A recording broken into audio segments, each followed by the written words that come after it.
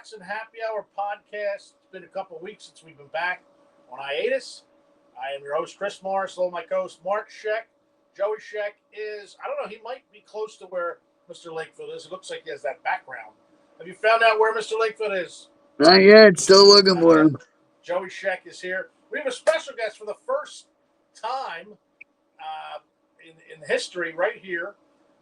Wyatt Scheck, Mark Scheck's son, is here with us to say hello. And Wyatt, how are you? Good. And school's over? You're very excited? Yeah. Wyatt's going to be in 4th grade, so let's give it up for Wyatt. Very, very excited. Wyatt's a big wrestling fan. And who is your favorite wrestler at the moment? Undertaker. The Undertaker. Well, he's retired now, but yes, he was the best at the moment. But right now, who do you like? Who else do you like? Cody Rhodes. Cody Rhodes, the American Nightmare. I love him as well. And who's the well? We got he's the champ right now. Cody Rhodes is the champion. Did you watch Raw on Monday? What did you think of Raw on Monday? It's one of the better ones, not one of the worst ones. Really? Okay, I agree. I really liked it. I think the fans were awesome. They were cheering. Very, very loud. The European fans are out of control. I love them. Yeah, it's okay. He's just consulting. You're good. You're good. No. What do you like more? What do you like more, Raw or SmackDown? SmackDown. Why do you We like once went to SmackDown and the Randy Orton came out. That's right. We were in the box. We were in Mark's box, and it was a blast. We had a lot of fun. Free food, free beer, and we had root beer. Sorry, free food, free root beer, and we had such a ball. Randy Orton was in the house. Whenever Randy Orton's in Philly, it's awesome. Who else was at that show? In Philly. I know Rhea Ripley came. Rhea Ripley, my mommy. Uncle Chris has a crush I love Rhea Ripley. Big Tiffany fan. Stratton. Tiffany Stratton was there. Joey was happy. It's Tiffy time. Tiffy time. That's right. Well, Wyatt, you were awesome. We hope you have an unbelievable summer. Wyatt will be back. He's going to be on the show every now and then. We'll bring him back on. And now, do you have anything to say to our radio listening audience? Like and subscribe. Like and subscribe, baby, to Headlocks and Happy Hour. Let's hear for Wyatt, everybody. We're going to keep it going. Awesome. We have... See ya. See you, buddy. Gonna take his water. Wyatt's a great kid, and he's doing well. Did well in school this year. We're all excited. And all right, welcome back. First things first. Yeah. Let's get a drink. We're gonna get a drink now. We have Chris, Chris out here. He had a good time. Chris, What do you have back there? I got Miller Lite. We got Corona Light. We got Coors Light. Corona Light. I'm gonna do. I love Corona Light in the summer with a glass, please. Joseph, what are you drinking? I'm drinking Space. What are you drinking? Mike's Hard Lemonade again. Mike's Hard Lemonade. That's Joey's drink of choice this summer. Joey, are you there by yourself or your roommates with you? My roommates are with me, but they're downstairs. Downstairs. They don't want to be on the show. My roommate said I'm not allowed to have the show at my house. Mark, what are you drinking today? I am drinking a Voodoo Ranger Juice Force IPA. Mark's getting after it on a Friday. This right now, ladies and gentlemen, is called what you call a horrible pour. That's why I'm not bartending. Right here. Horrible pour, a lot of it. All right, we are back. What did you guys do in the hiatus? Did you have a Mark's a softball coach. You coached his lovely daughter. They won the Suburban League championship. Awesome. Joey, is an angel appearing to you? What the hell are you looking at? The sun in my eye. Well, don't look directly at it.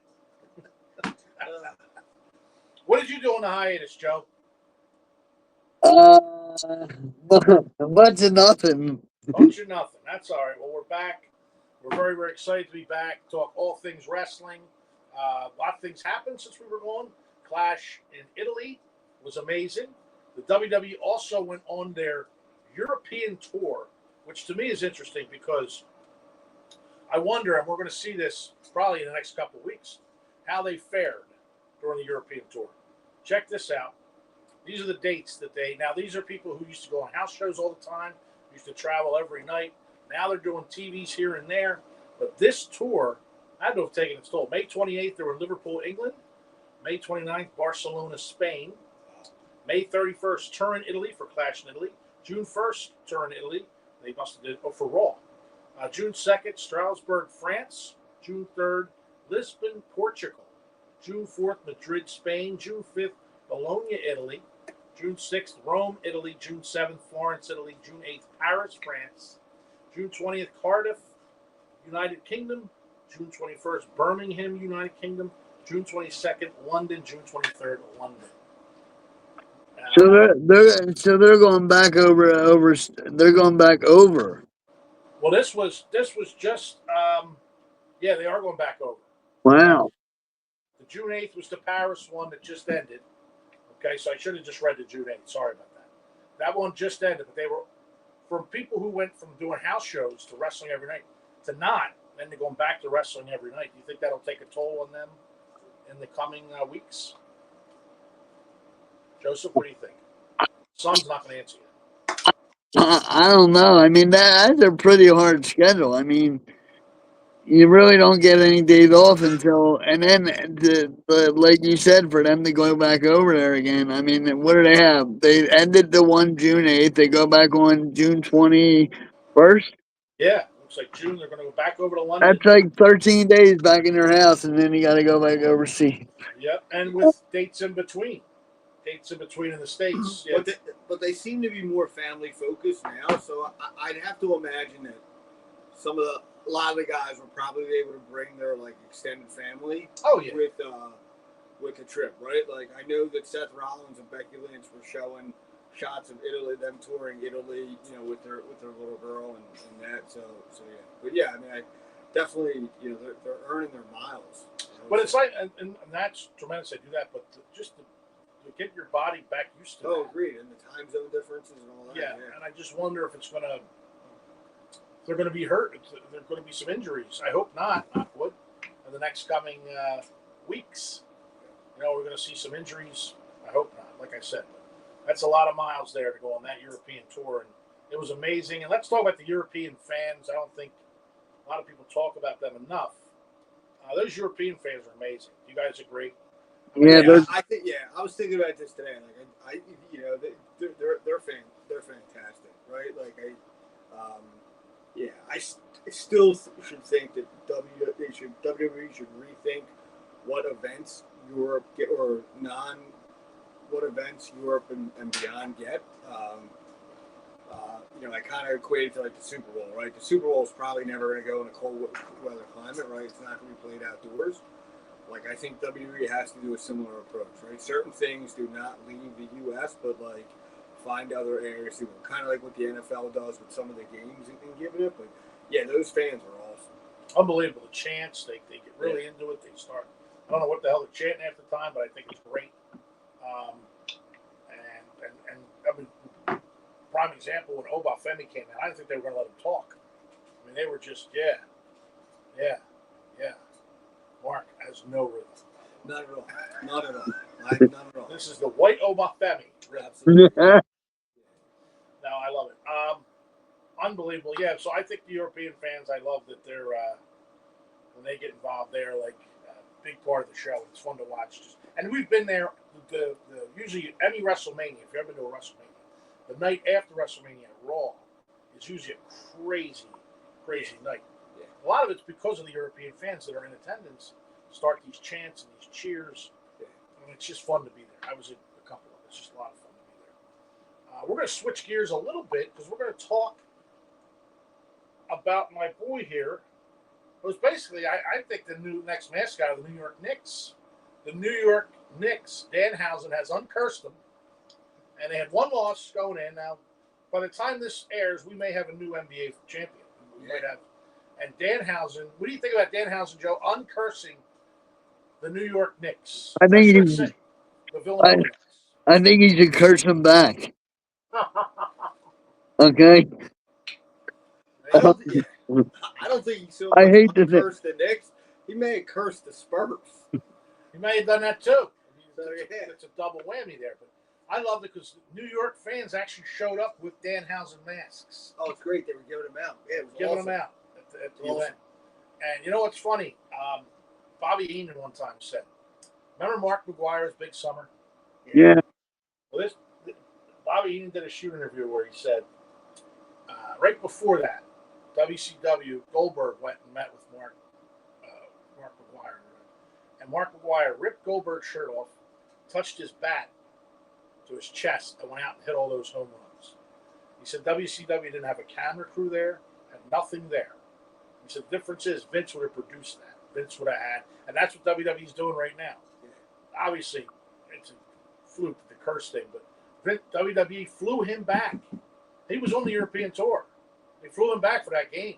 He was at the game, just to capitalize on that whole media circus of did he curse them? Did he curse them?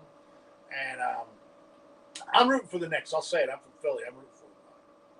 All right. Listen, I'm not. You know how I feel about the Sixers. I'm not rooting for the Knicks, but I'm rooting for Danhausen. I love the fact that he has grabbed lightning in a bottle and he is really running with it. Like it's fantastic.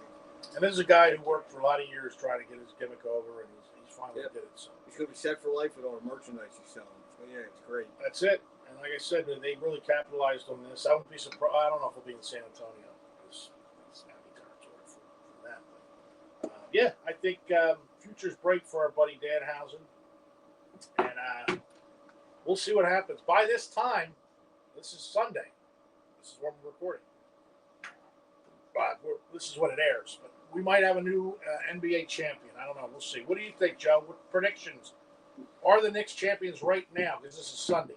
Yes. Do you think? Yes. All right. What Yeah, about you, Mark? I think the Knicks are a chance, and then I'm going to ask Danhausen to curse AJ Brown. That's what we're going to do. I hate you. I'm going to ask him Yes. next. That's what we're going to do next. Okay. Yes, we need AJ cursed. I don't know. I'm thinking. Where I'm thinking maybe the Spurs get one in San Antonio, and then they come back and win it in New York, and then that might be the end of New York. I mean, shit, those fans are going nuts right now. So, but we know what it's like. We know what that's like in Philly. So everyone should feel that at least once. Here's something I'm very, very, very excited about that we can talk about. Our new merchandise, our T-shirts. Oh, well, we didn't get to that yet. Ladies and gentlemen, look at the new T-shirts. Mark Scheck We got a is modeling T-shirt. it. Turn around, Mark, and show them the new. We got the Headlocks and Happy Hour logo. There's Mark Joey. I don't know what Mark's giving Joey a sleeper, which is like real life, and I'm drinking, which is like real life in the logo. Yeah. So, I don't know if we're going to put them up for sale or what we're going to do with them, but these are the hats, Headlocks and Happy Hour hats. We're all very excited. So keep watching, keep liking, keep subscribing. We're here and we're on Spotify, right? That's right. Yes, sir. And we're also going to talk today about a new season of Dark Side of the Ring. Now, have you guys watched this series? Yes, I have. Joey, have you watched the series? Oh, yes, all of them. Joey, is it true your favorite part of the series was when Ric Flair helicoptered the girl? And don't lie, because I've tried it in the mirror to try and get it to do it, but I can't. It's like a little spinny wheel with me. And watch the episode to know what I'm talking about, folks. I'm sure they got it after the visual. Yes. Dark Side of the Ring to me is an unbelievable. Now, I'm for all positive and everything. I don't like to see people be dragged through the mud. But it is cool to see the stories of the behind the scenes of what's going on and what happened in the company. We could just go by episode. It's going to start July 7th. July 7th, okay. July 7th on Vice Network. Vice Network. And the first episode is going to be Jeff Jarrett and TNA Wrestling. It's a two-parter. On Jeff Jarrett. Did you guys watch TNA? I watched it. Yeah. I watched it a little bit when Angle was there and then when Hogan and stuff. But I didn't get tremendously invested. What about you, Joe? Chris, didn't mean you see Angle's debut in person? We saw Goldust, Dustin Rhodes. Yeah, but Angle there too? what? Yeah, because it was. I remember when Sunday Angle hit Sunday Dutt with the. Yes. I'm sorry, this is going to be a three-parter. Sorry about this. Is a three-part event. So it's July 7th. We're having two, and then the 14th will be the third. Wow. Yeah, we were in Orlando, Florida, for my brother Brian's. He was a basketball coach for league, and they had TNA wrestling filmed right in the Orlando studio there, right? In the Yeah. and we went to the show, and Dustin Rhodes came out that night. Kurt Angle came out that night, and I actually liked it. What I liked about it, what a six-sided ring. Was it six-sided? Yeah. I thought that was really cool. I thought that was different. Was it 6 or 8 sided? It was sick. Six-sided. I just thought that was different, and I thought they gave us a lot of good. AJ Styles was that's where he really burst on. I mean, I saw him independently, but he burst onto the scene in TNA, and He made that. He made them. yeah, Abyss was great. Who's now Chris Park. He works behind the scenes with WWE. Jeff Jarrett, I know Joey was one of your favorites. Love Jeff Jarrett. Big Jeff Jarrett fan. You, Mark, you didn't. You weren't. I wasn't a huge Jeff Jarrett guy. Um, I kind of equate TNA with like Jeff Jarrett in control as like, you know, the dad that only coaches sports so his kid can play. oh wow. But yeah. So that's going to be interesting. The Jeff Jarrett's a three-part event. July 7th, I think they're doing 1 and 2. July 14th will be the third installment. July 21st is something I don't really know much about, nor do I know anything about, but I'm really excited to see it. And it's Samoa Joe versus Necro Butcher. Now, do you guys know anything about Necro Butcher? I don't know anything. No. So Necro Butcher was a big independent wrestler, absolutely out of his mind, crazy, hardcore. And this particular match, I don't know the exact date of it. I should probably look it up. It was Necro Butcher versus Samoa Joe, and it apparently got very bloody, very real, and was a huge, huge thing. So the Dark Side of the Ring is doing a whole thing on it. And I don't know about you guys. I don't think it's cool, but to see it get really real in the ring is a very rare thing, I think. But this match apparently was as bloody as it gets. It was June 11th, 2005, in IWA Mid-South. Something to Prove was called. It was in Philadelphia. It was here. Wow. Did you watch it on YouTube? You probably can watch it on YouTube. I didn't get to watch it yet. Yeah, it was. I think it was part of Ring of Honor versus Combat Zone Wrestling. So it was an interpromotional thing. Went into the crowd. They said it was crazy. They said student interviews noted two men did not particularly like each other at the time, resulting in them actually stiffing, throwing legitimately unpulled strikes. The brutality of the match made it legendary. So Dark Side of the Ring is going to do a whole episode on that, so I'm very excited. They should do a whole episode of when it got stiff between the Sheck brothers, when we had our independent wrestling match. And Mark hit Joey with the belt, right in the head, busted him wide open. Remember that, Joe? Yep. I mean, you know, he's got to sell it, right? So, yeah. You know, we packed St. John's gym with a $175 people. St. John the Baptist yeah. Gym. We packed it all in there. And July 28th, we got the Big Boss Man. That's going to be something that. That'll be good.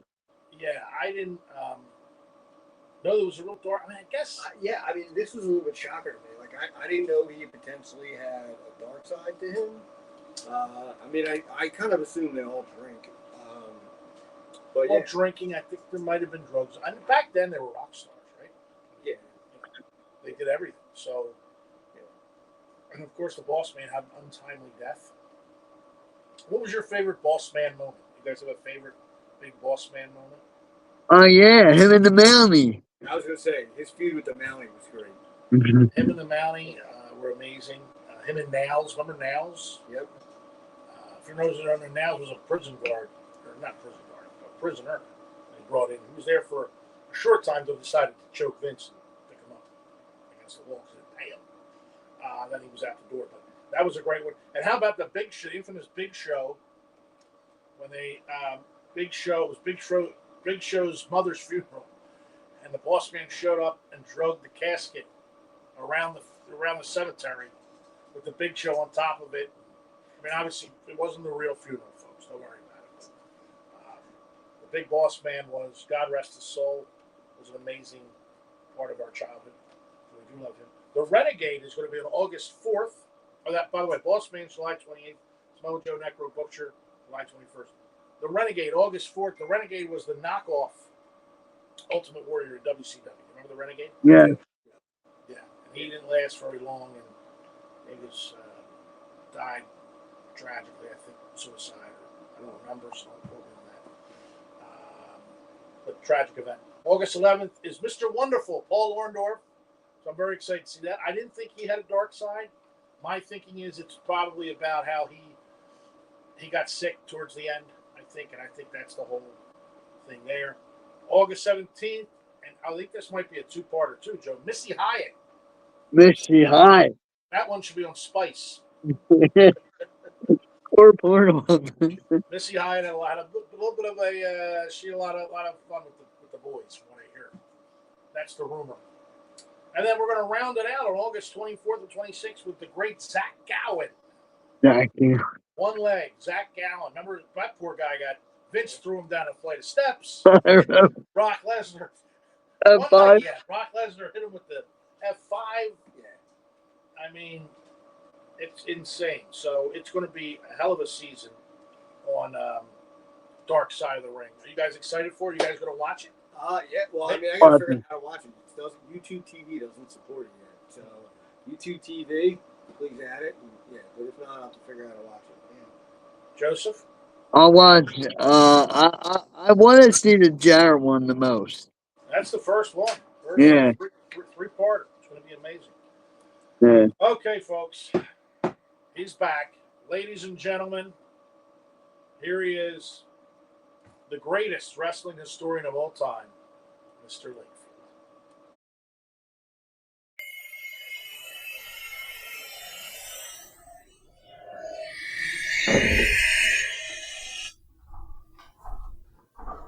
Good evening,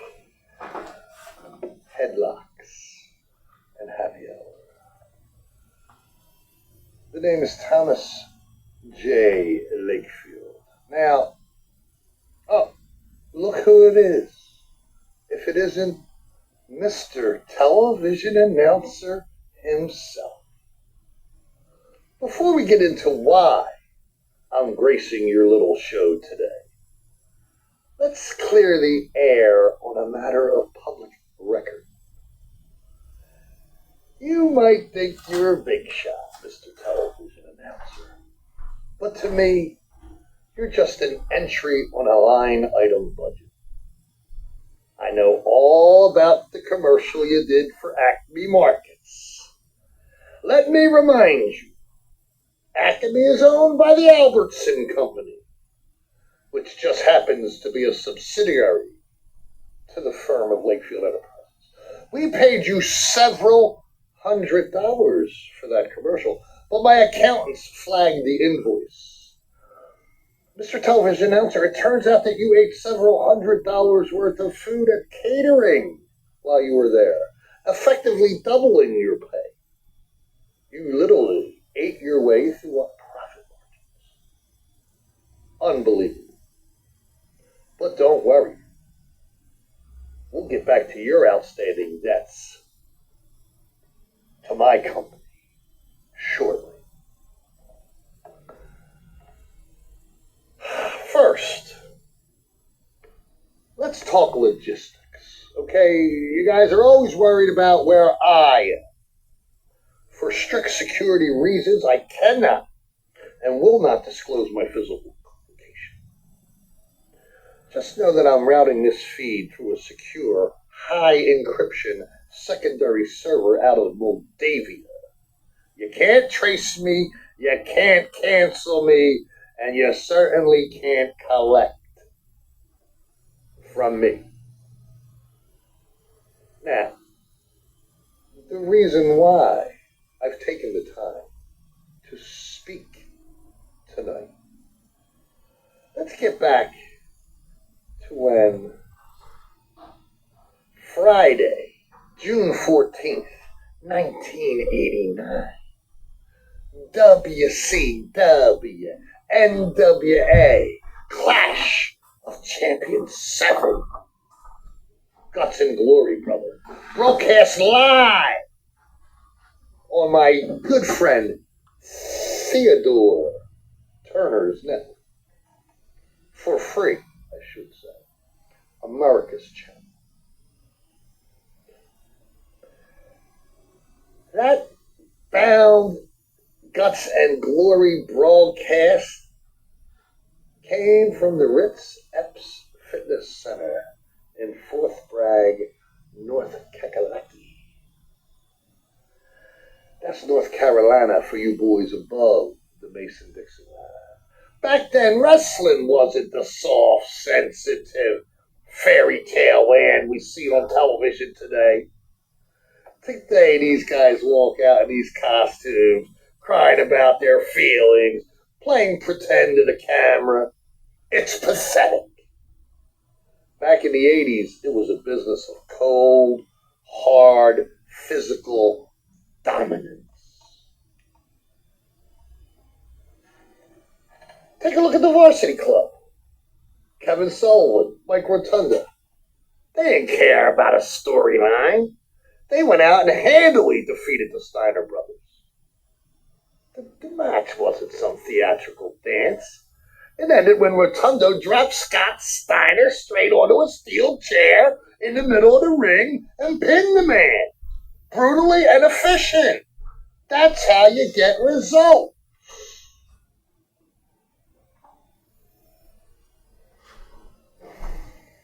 Let's look at the Stinger.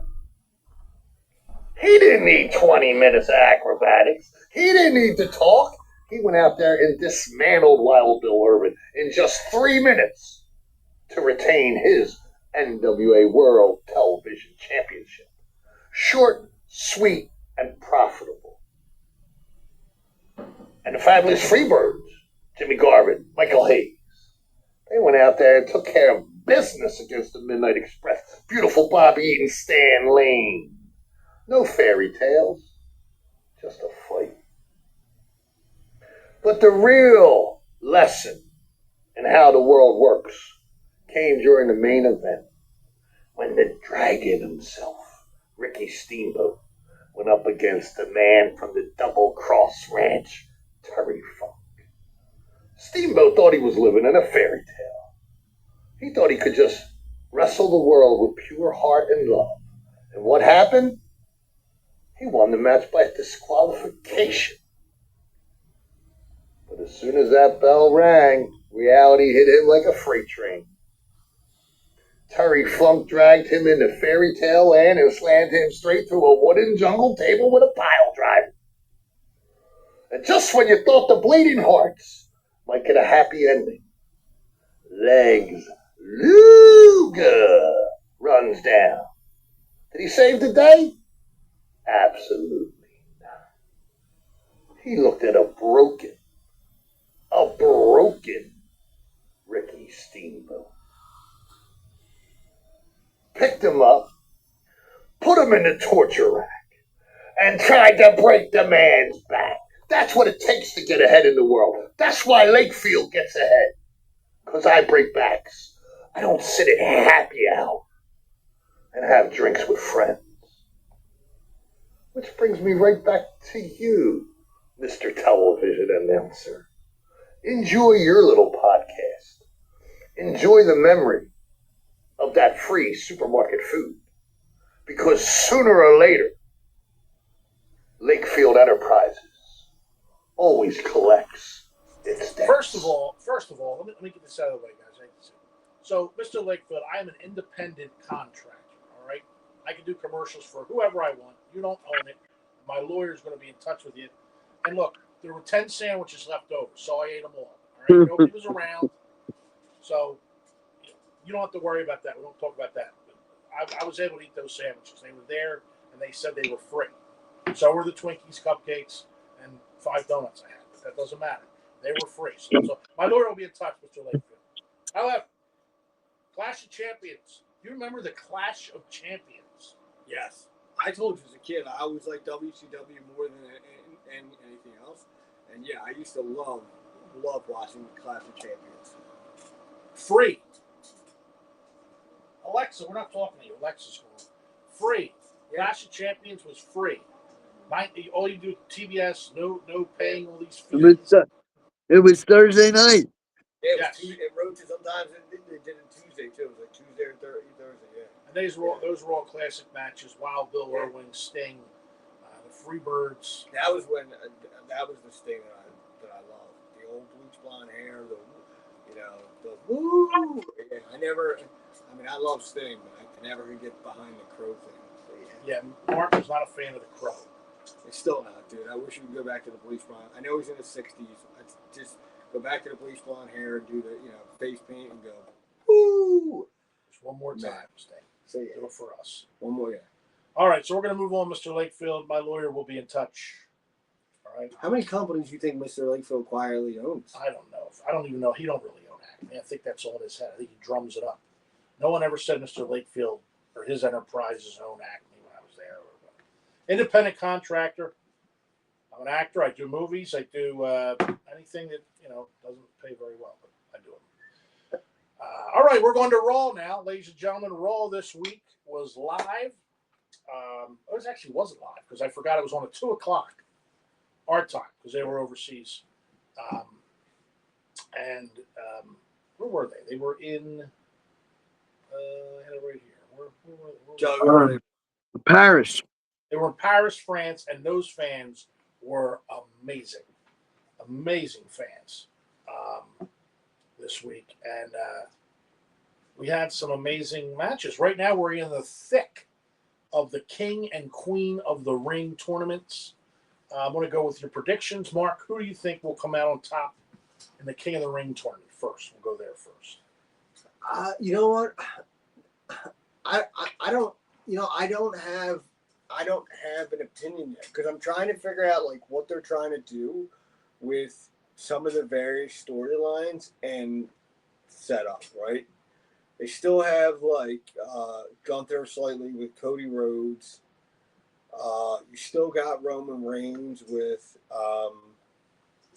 Samoa Night where the Usos involved. So like I'm struggling to think like who to pick because where does the next storyline go? Right? Like even Lesnar and Obafemi are going to fight again at SummerSlam.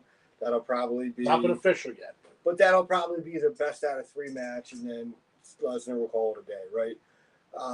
So I'm struggling with that. And then there's other guys that I can't believe, like LA Knight, like haven't got a legit push and kind of in a thing. So I wish I had a better answer, but I'm struggling with seeing where it goes, see who they would pick to see like where the storyline would go. Yeah. Joey, who do you have in mind? Well, I think that the perfect choice would be LA Knight. But I don't know. I think they might go to one of the young guys who just came up from NXT, maybe Joanne Evans. I don't know. Well, that's right now.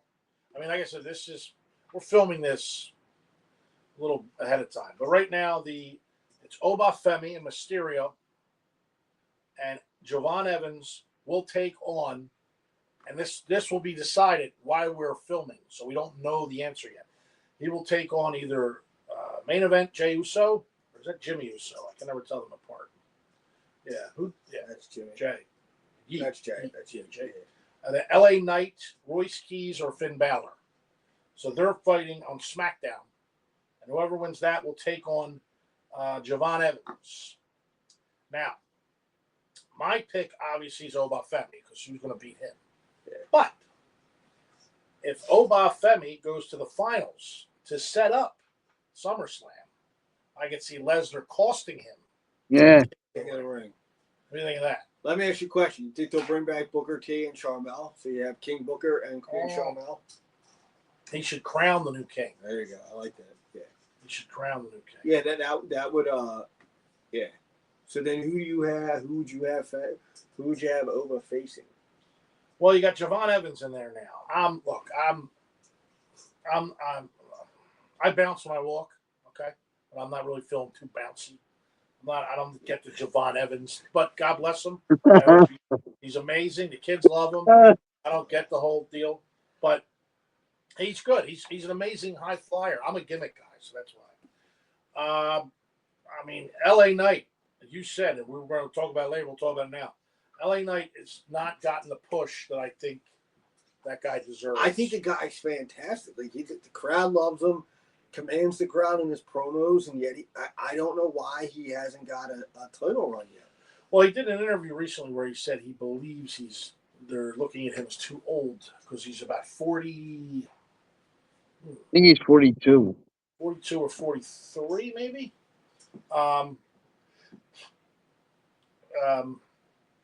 Look that up now. But I mean, he's still in great shape. I'm 46. He looks way better at his age than I do.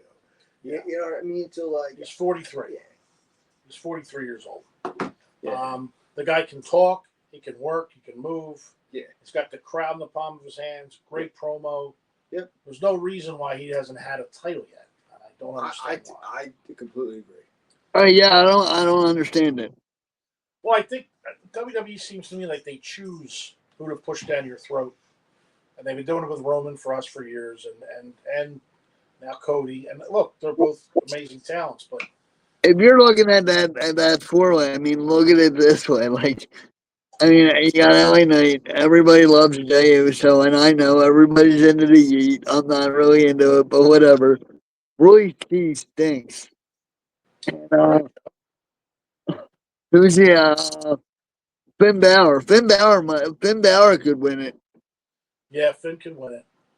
I'm just thinking King of the Ring kind of starts off the pushes. You know, the only way you could have Obafemi get beat Is it Brock? is if Brock interferes. Yeah. You can't just have him get beat cleanly. Well, so that's the other thing too is like he doesn't need King of the Ring to push him because No. he's coming out of the Lesnar feud. Like that's going to put him at the next level, right? Like, yeah. I'm surprised he's even in the King of the Ring after the last. Yeah, so that's the whole thing. Is I would have thought he would have been going, but who knows? Maybe because it's the European tour and they knew Lesnar wasn't going to be part of that. Like it was kind of like, all right, there you go. Like we have to keep him kind of busy and seen, and this is the way to fit him into the storyline. And then to your point, like once they come back in the States, Lesnar interferes, whoever wins and sets up for SummerSlam. Sets it up. Yep.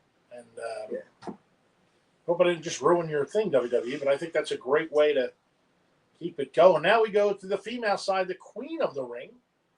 And right now we have Liv Morgan, the Genius of the Sky, Io Sky, and Raquel Rodriguez and then fighting on SmackDown tonight are Sol Ruca, help me out, Joe. Valkyria. Valkyria, the Queen, Charlotte Flair, the real Queen, in my book, and Jade Cargill. Now, we'll have a winner, obviously, by the time this airs. So, I don't know who's going to win that, but I mean, whenever Charlotte Flair's in anything, I'm with that. Like I like Charlotte Flair too much. I'm too much of a Charlotte Flair fan that I want her every time. Yeah, I agree. I just think she's amazing. I agree. I love Sol Ruca. I think she's doing a great job. I'll be honest with you. I think you could see a little bit of her rawness. Like Yeah. the night on Raw wasn't too good. I think you see it a little bit, but she'll get better. She's new and she's getting better every day. She's really, really good. But she don't need me to tell me that. It's me giving athletic advice. The freak. And her move is amazing. Unbelievable. Who is going to win the Queen of the Ring, folks? Okay, right now we have, like I said, Liv Morgan's in there. I don't think Liv Morgan needs it. Isn't she already the champion? Yes. Sky and Rodriguez. By the way, good. Before we get back into that, great to see Chelsea Green back from her recent surgery. I think she's so talented, amazing. I agree. Hilariously funny, and she's really good. Joe, we're going to start with you. Who do you have winning the Queen of the Ring? I think Raquel Rodriguez wins it, and she faces Morgan at SummerSlam. Okay. Well, why's Liv in it? If she's is I that don't know. the prize to face her? I don't understand that. I thought they would have put like Roxanne Perez in it. Yeah.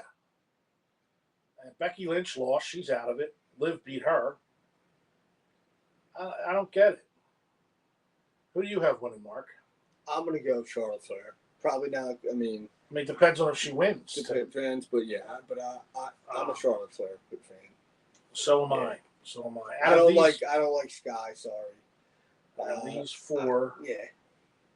I don't know why you would have Liv Morgan win just because she's already, and Jade Cargill, she could be in there too. I don't, that's a toss up for me. The Queen of the Ring's a toss up because I don't know what they're doing with them or, I think they fumbled on their women a little bit. I think Kiana James should have been in that Queen of the Ring. Kiana James. Yeah, I think they're fumbling on her a lot. Yeah. I don't understand her feud with Julia. That made no sense the other night. And then it's like, why not just put her in the Queen of the Ring and see? I don't know. Right. Exactly. And I don't get Liv Morgan. Liv Morgan's already got a title. Yeah. She's up there. She don't need to be pushed. She's already at the top and is phenomenal. Unless that's how they're going to have her feud with Raquel in the. Yeah, that could be too. Yeah. They are looking at that feud. Moving on, we already talked about Sol Ruka and Valkyria. That match was a little rough, but Sol Ruka won it with the Soul Snatcher. I love that move. Penta defeated a returning Rey Mysterio, which I thought was cool to see. A little bit of nostalgia. Always good to see Rey Mysterio back in the ring. And my God, can he still go? Yeah. The fact that he's as old as he is, it still looks the same, by the way. Looks the same. Yeah. Moves the same. Didn't lose a step. Yeah. It's insane. It was so cool to see him. Yeah. And then Rollins, I want to get you guys' thoughts on Seth Rollins and the Vision. Seems like this is going to be a feud that's going to last for a long time. Seth Rollins was in the King of the Ring tournament. Facing Javon Evans, and who else was in there? I just said them. I have to go back and see because I can't remember stuff. Yeah, he was in that. Oh, that's not it. There it is. Seth. Yeah. Javon Evans, Tonga, who by the way is huge. Ricky Saints, is that his name? Ricky Saints. Ricky Saints. Yeah, and Seth Rollins, and during the match. He was interfered by the Vision. Came down. Montez Ford took care of our boy. I can't think tonight. Austin Theory. Montez Ford came down, took care of Austin Theory, distracted Seth Rollins. Boom, Braun Breaker hit him with probably, I think, the best spear in the business at the moment. That spear will knock your freaking socks off. What do you think of that feud, Seth Rollins? Where do you think it goes? Mark, we'll start with you. So I think at some point Seth is going to have to kind of create his own what I'll call faction, right? I think at some point, just to kind of compete with them. I don't know if like Trick Williams and stuff is that's going to be the part of it. What I was thinking would be neat is if they kind of go that into Survivor Series and do like a Seth Rollins versus Vision, like kind of try to anchor like the Survivor Series, right? The old school four matches. I would think that pretty cool. I think the Vision thing though is unique because how about like Austin Theory now playing like in a major storyline, right? Yeah. Like that's pretty. Always rumors that he was like a Vince's guy, right? Vince leaves and you kind of don't see much of him for a little bit, and now he's kind of back in a major storyline. And apparently Paul Heyman's really high on him, like really high on him. We can tell. What do you think of that storyline, Joe? Well, I think Mark has a good idea. I think that would be neat. I think the problem though you have with the Vision now is everybody keeps getting hurt. Yeah. Like Logan Paul's out. Yeah. Logan Paul. Bronson Reed's out. Bronson Reed, Logan Paul. Yeah. So, I mean, they might. That's why Mark might be right. They might have to continue it through Survivor Series because this way these guys can get healthy and then they could do that match. That would be a neat match if they did it. Yeah, and that's the risk you take in that business. It's crazy, like having. You can make plans all you want, but you never know when someone's going to get hurt. You got to Yeah. flip. That's why they're the most amazing athletes in the world, in my book. And I always said they're unbelievably brilliant. And because you have to, on the fly, you have to go. If you have to change storylines, you have to change storylines and keep moving. We're going to keep moving on here as we talk about my boy, the Road Dogg, quit WWE. Came out recently why he quit WWE. And he basically said to watch Unreal, or what's the name of that show? Unreal on Netflix. Netflix. And you'll see why. And I did see it. And you could tell the frustration. Did you see that episode? Yeah, I saw that with the talking storylines. Yeah, he was very frustrated. You could tell he just did not seem happy in the episode. And I'm thinking TV. Oh, what's TV? But no, apparently he really wasn't that happy with getting his stories across and getting them. And I don't know if he's too happy with Hunter. What do you think about that? Working there has got to be a little hard to get your stuff across. Yeah, I mean, there's always probably has to be a decision maker, right? And Hunter seems to be that guy, or at least publicly that guy, right? I don't know whether Khan and those guys are in the background, kind of pulling strings, but yeah, I mean, you could watch that episode. You could he was clearly frustrated with. I thought he was not getting his storylines through, and that. Like, I think, yeah. What do you think, Joe? Well, you could tell he was upset when that happened. But I don't. The problem is with WWE now, you don't really know who's in charge. Yeah.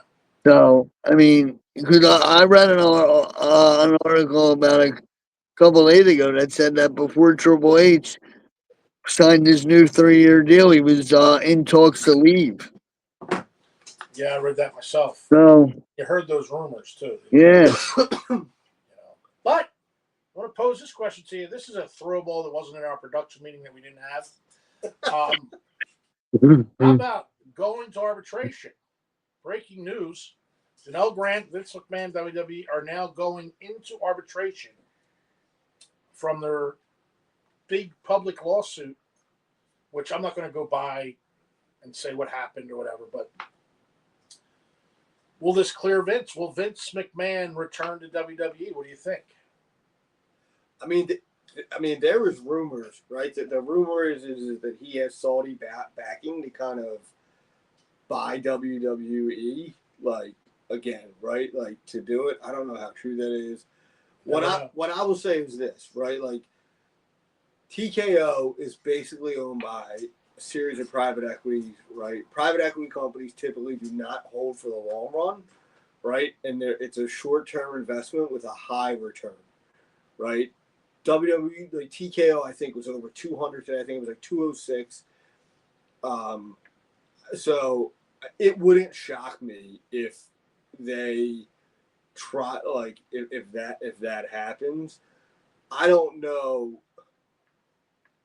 Yeah, I mean, the arbitration kind of seems probably something. Oh, Joey's yawning. Yeah.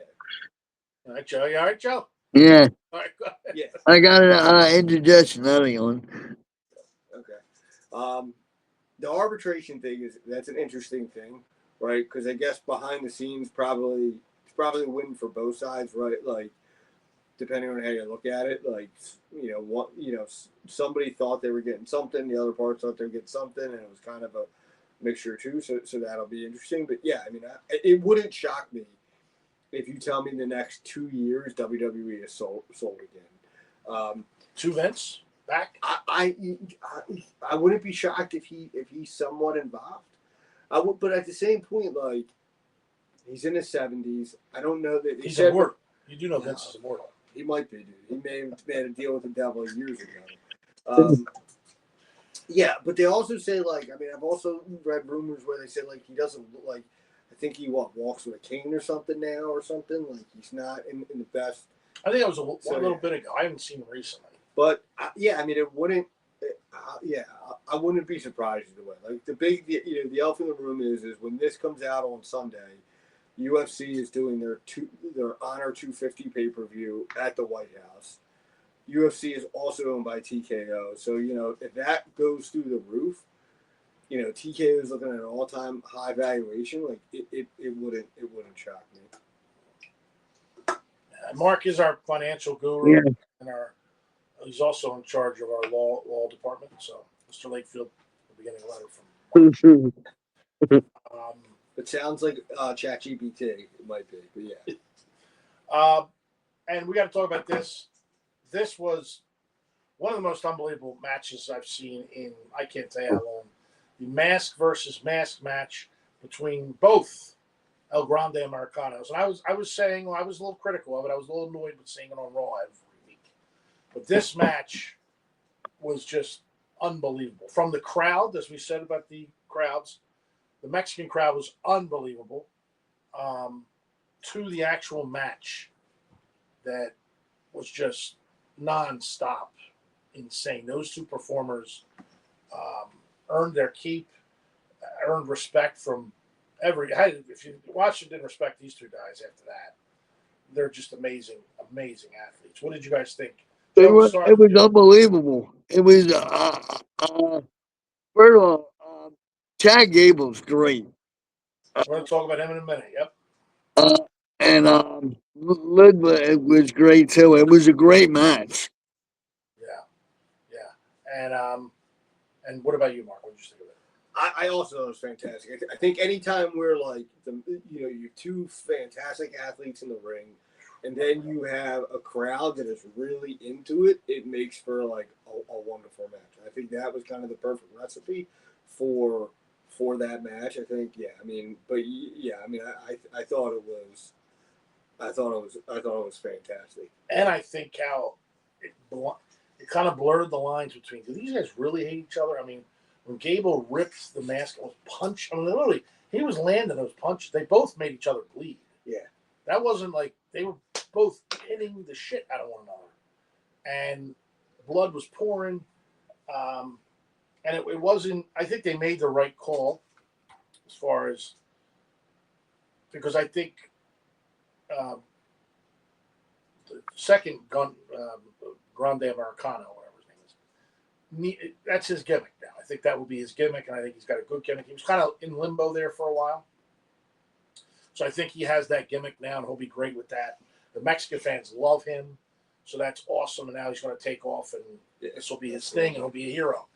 And go to Mexico, wherever, and even around here, people love him in the United States, and he's loved everywhere. I thought it was impressive that, and I know this, but Corey Graves did that, commentated that match in Mexico, and the next day he was in Italy.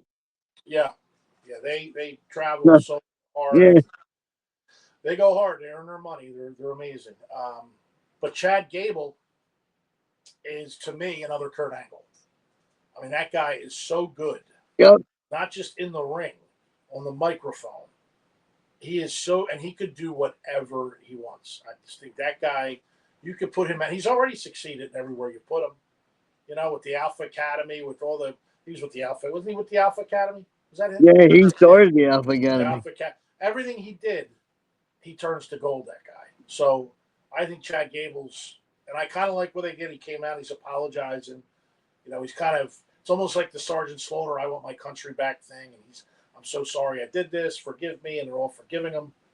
And then he saved Ray the other night on Raw. So I'm anxious to see, I'm very, very excited to see where Chad Gable's going to go after this, because I really do think he's another Kurt Angle. He looks like him, he reminds me of him.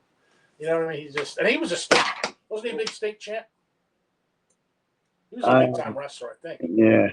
Wasn't he a wrestler from like Iowa? He might have been. He's from Minnesota. Chad Gable from Minnesota. He's from Minnesota. We're going to go to our research.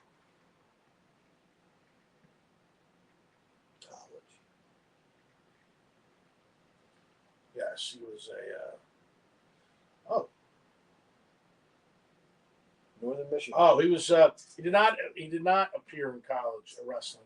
Instead, he specialized in Greco-Roman wrestling at Northern Michigan University, earned a degree in 2010. Wow. So his folk style stats aren't tracked like traditional NCAA athletes. But he had top international credentials, won the gold medal at the Pan American Championship 2012, won the U.S. Olympic trials in 2012. 2012 competed at the London Summer Olympics in Greco-Roman wrestling. 2006 won a silver medal at the World. So he's a badass, legit. Oh, yeah, absolutely. But beyond that, also tremendous athlete and tremendous performer. And I think sky's the limit for the great Chad Gable. So hats off to them. They were amazing. Now, before we end this great episode, the big announcement for us here in the watering hole is our first guest, really our second guest. Wyatt Sheck was our first guest. Our second guest, none other. We can't believe we got him. He will be via satellite, but will be on with us in the watering hole. The hardcore icon, the Sandman, will be our July 5th guest. In the watering hole. You guys pumped up for the Sandman? Dude, the hardcore legend. I'm pumped. Can't wait. It's going to be. You got your questions ready for him? Yep. All right, we're going to have all types of questions. If you have any questions for the Sandman, send them our way. We'll try and get to them. We'll do a little mailbag and ask him some questions if we can from you, because we're going to have a ton of them. We're going to talk about all his ECW career, his WWE career, everything he did. We're really excited. He's one of our all-time favorites. Here in Philadelphia, you used to see him all the time down at the ECW arena. So we're pumped to have him here at the watering hole. The hardcore icon, the Sandman, will be July 5th. Will be that episode, our special celebrating 4th of July with the hardcore icon. Hardcore legend, no better way. Can't wait. America turns 50, and hardcore legend's going to help us celebrate. Can't wait for it, baby. Can I have my shot on that note, Mark? Absolutely. Yeah, it's going to be a great one. We're very, very excited for that one, so tune in. And don't forget to like, subscribe. Really subscribe. We need more subscribe. What are we up to now, Mark? You know? We're going to have a countdown. We're going to have a subscribe thing. I think we're up to about 22. I think it's a little bit higher than that. It's a little bit higher. I think it's like 25. 25. But we definitely need to get more than... we need a lot. So let us get some sponsors. Let's get some... that helps us when we get some subscribers, all right? So before you do this, Joey, make sure you put out your stocking, right? Feast the same Nick in the background. Joey, yeah. Still Christmas in Joey's area. All right. So Merry Christmas. Hey, everybody. Thanks for joining us once again for another Headlocks and Happy Hour. Here's to everybody. Here's to our boy Chad Gable and the rest of the WWE. Salud.